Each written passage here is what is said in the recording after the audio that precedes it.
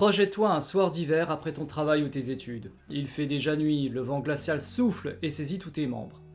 Tu as passé une journée longue et difficile. Lorsque tu te diriges pour rentrer chez toi à pied, tu aperçois des gens bien au chaud chez eux derrière leurs écrans, ou encore assis à l'intérieur de cafés à rire et échanger des discussions. Tu n'as qu'une envie, faire de même, rentrer vite au chaud et t'affaler derrière une bonne série Netflix pour oublier cette journée, et goûter à un peu de réconfort avant de retourner bosser le lendemain. Surtout qu'au cours de ta journée, tu n'as entendu que des discussions sur le plaisir, des séries à regarder, des jeux réseau à faire entre potes. Sauf que toi, tu t'es fixé des objectifs. Tu as choisi de suivre un youtubeur, un mentor, enfin quelqu'un qui montre l'exemple. Tu t'es décidé d'aller à la salle pour faire un programme sérieux et aussi travailler sur un projet qui peut rapporter gros. Mais tu n'en as pas forcément envie ce soir-là. Après tout, avec tout ce que tu as déjà donné jusqu'ici, tu te dis ouais, je mérite de relâcher la pression. Mais il y a une voix dans ta tête qui te dit que c'est dangereux. Bref, tu es dans une vraie dualité. Mais d'un coup, tu te bloques en plein milieu de la rue comme perdu, paralysé. Ces deux voix qui se contredisent dans ta tête sont trop bruyantes et tu veux que ça cesse. Et une question te frappe à l'esprit. Pourquoi tu te sacrifies autant? Pourquoi est-ce que tu fais tous ces efforts alors que les autres semblent profiter de leur vie? Et si tu prenais un chemin qui n'est pas le tien? Alors, cette situation que je décris touche beaucoup de personnes qui ont décidé de changer de vie et qui se sont fixés de hauts objectifs pour sortir de leur routine quotidienne. Sauf qu'elles réalisent que le travail à fournir pour sortir de cette routine est en fin de compte aussi une routine. Car pour sortir d'une situation difficile où l'on ne possède pas beaucoup d'argent, de reconnaissance, où on est encore monsieur tout le monde, eh bien ça exige une discipline et une routine exemplaire, où le moindre faux pas peut être fatal. Et quand les résultats ne viennent pas, on peut être tenté de vouloir tout stopper pour finalement retourner à sa vie d'avant. Dans cette vidéo, je vais t'expliquer comment tenir ces efforts sur le long terme pour réussir, mais aussi pourquoi certaines personnes qui ont en apparence réussi leur vie ne se sentent pas satisfaites. La toute première chose que tu dois élucider lorsque tu veux changer de vie et te mettre au travail, c'est répondre à cette fameuse question. Pourquoi? Pourquoi est-ce que tu mets cette routine en place tous les jours? Est-ce simplement pour faire comme cet influenceur, pour obtenir une récompense, une reconnaissance, pour espérer un changement venu de l'extérieur? Car si cela concerne une ou plusieurs de ces raisons, tu ne tiendras pas. L'influenceur que tu suis n'est simplement pas toi. Ses aspirations ne sont pas forcément les mêmes que les tiennes. Si cet influenceur a pour objectif une indépendance financière et géographique, est-ce que c'est vraiment ton cas? Si cet influenceur adore pratiquer la musculation en salle, est-ce vraiment ce que tu aimes? Alors on peut bien sûr forcer les choses pendant un moment, mais la vie elle nous rattrape bien plus vite qu'on ne le croit. Imagine quelqu'un qui n'est déjà pas épanoui à ses études ou dans son job, et qui en plus pendant son temps libre se force à faire quelque chose qu'il n'aime pas. Ce n'est pas une situation tenable, car si tu continues dans cette voie que tu empruntes à quelqu'un d'autre, tu vas nourrir des regrets. Et il y a des personnes qui sont capables d'aller au bout de quelque chose qu'elles n'aiment pas pendant des années, parce que quand elles regardent derrière et qu'elles voient le chemin parcouru jusqu'ici et les efforts fournis, elles ne veulent pas anéantir tous ces efforts.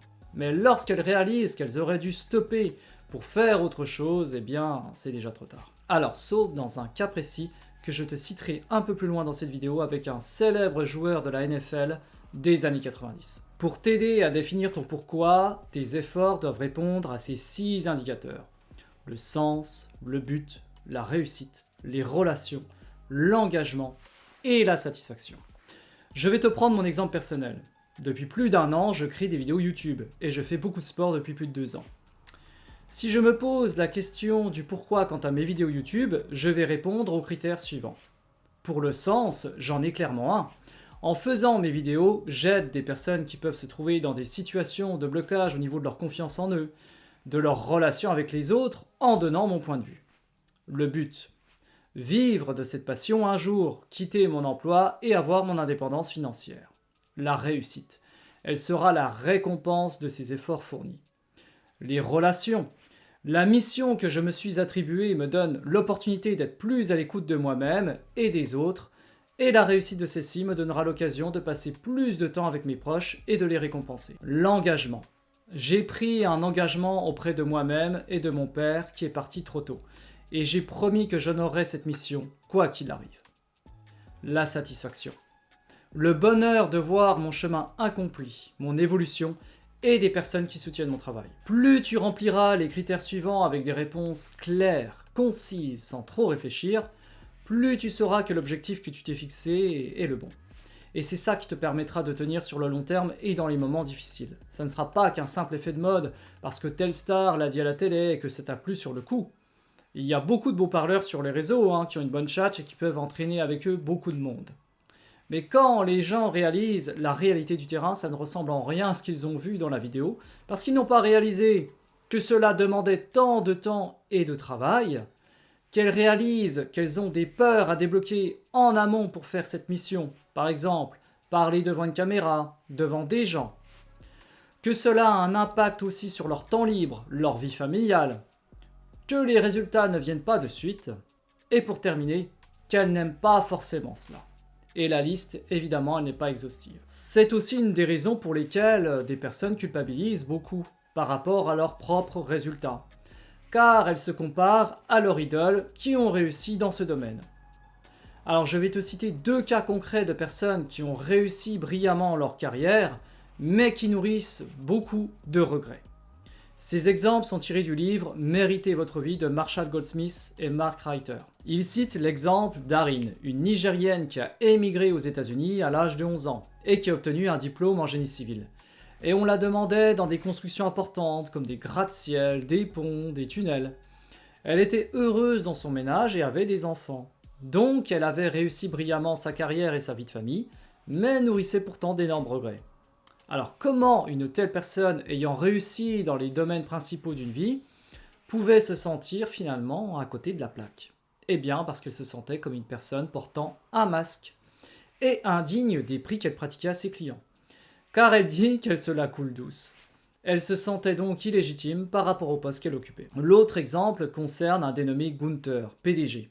Alors lui, il est envahi de regrets car il dit avoir privilégié sa carrière au détriment de sa famille. Il a énormément de regrets quant à sa mission en tant que mari et père. Pour lui, les récompenses obtenues à son travail n'ont pas à contrebalancer avec sa vie personnelle. Il a en effet beaucoup travaillé pour ses enfants en leur faisant un cadeau. Mais ceux-ci ont tout dilapidé en ne faisant rien. Il n'a donc eu aucun retour sur investissement. Ses enfants n'ont rien produit. La notion de réussite ne se joue pas forcément sur les critères de richesse, d'amour ou de pouvoir. Elle se joue sur un plan personnel. Une personne qui ne gagne pas beaucoup, mais qui prend beaucoup de plaisir à faire son travail, à retrouver ses amis au café par exemple, du coin, et qui se sent épanouie peut juger qu'elle a réussi sa vie. Une personne qui a des aspirations différentes pour elle, comme par exemple monter son propre business et devenir riche, et qui regardera cette personne, de son propre jugement, considérera qu'elle a raté sa vie. Et il y a aussi une chose à prendre en compte, c'est que tes objectifs que tu as en tête aujourd'hui ne seront pas forcément les mêmes dans 2-3 ans. Et ce n'est pas parce que tu as mis beaucoup d'efforts pendant ces 2-3 années et que tu réalises que finalement tu souhaites passer à autre chose, ça peut arriver, que c'est du temps de perdu. Tu as forcément accumulé des connaissances et de l'expérience qui te serviront pour ton ou tes autres buts. La vie, c'est une succession de versions de toi au passé et au futur. Et je vais maintenant te citer le célèbre joueur de la NFL, tu sais que je t'ai parlé au début de la vidéo, des années 90, Curtis Martin, qui s'est forcé à jouer pour penser à sa version du futur. Il n'avait aucune envie de jouer pour la NFL, et c'est un entraîneur qui l'a convaincu de rejoindre son équipe.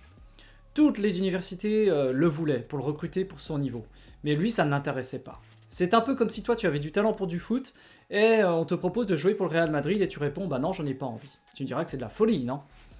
C'est finalement un pasteur qui l'a convaincu de faire ce sport, car cela lui ouvrirait les portes de ce qu'il voulait faire depuis le début, c'est-à-dire être au service des autres. Il allait donc jouer au football à contre-cœur pendant 12 ans. Mais il a tenu, parce qu'il a pensé à son lui du futur. Il a investi pour sa nouvelle personne qu'il était en train de construire pendant ces 12 années. Tu vas me rétorquer, donc tu me conseilles de faire quelque chose que je n'aime pas pour faire quelque chose que je vais aimer dans 5, 10 ans, voire plus. Et surtout que tu as annoncé au début de ta vidéo qu'on ne peut pas tenir en faisant quelque chose qu'on n'aime pas. Alors, ce que je suis en train de te dire, c'est que tu es capable de maintenir des efforts dans un domaine que tu n'aimes pas si tu sais que tu fais un investissement véritable pour un toi meilleur plus tard.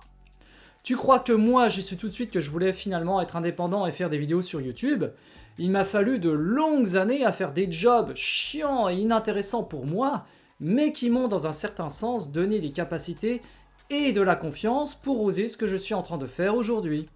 Redescends un petit peu sur Terre, on ne fait pas forcément tout ce qu'on a envie de faire tout de suite. Certaines personnes savent rapidement où aller, tant mieux pour elles. Toi, tu n'es pas les autres, donc tu te concentres sur toi. La phrase que tu dois absolument bannir de ton esprit, c'est celle-ci. Je serai heureux quand. Alors ça, c'est une vraie pensée occidentale. Quand tu posséderas une nouvelle voiture, que tu arriveras à sortir avec cette jeune femme que tu convoites depuis des mois, voire plus. Tu sais, le sentiment de bonheur et de plaisir quand tu auras acquis cette chose va descendre à vitesse grand V. Non que tu ne seras pas content, mais cela ne changera pas la vie comme tu l'imagines. Quand tu achètes un nouveau téléphone ou de nouveaux habits, t'es content au début, et puis après, tu t'y habitues. Mais si tu as ce sentiment, j'ai envie de dire, tant mieux, car ça doit te donner toujours l'envie d'aller plus loin, de bosser davantage sur toi et d'obtenir de nouvelles choses. Sinon, nous nous arrêterions d'évoluer. Mais évidemment, le revers de la médaille, c'est une frustration éternelle parce qu'on veut toujours plus. Par contre, ça ne doit pas t'empêcher de vouloir continuer à te battre pour atteindre ce que tu souhaites. Même si tu atteins des succès et que tu avances, la plus grande erreur que tu puisses commettre est de te dire que puisque tu as atteint tel poste ou telle performance sportive, tu peux souffler. Car si tu as été promu hier, la promotion, elle est passée. Si tu as gagné telle compétition il y a 6 mois, elle est passée aussi. Amuse-toi à prendre un repos de 6 mois après une victoire et une compétition. Et passe-en une nouvelle. Je suis loin d'être convaincu que tu feras la même prouesse.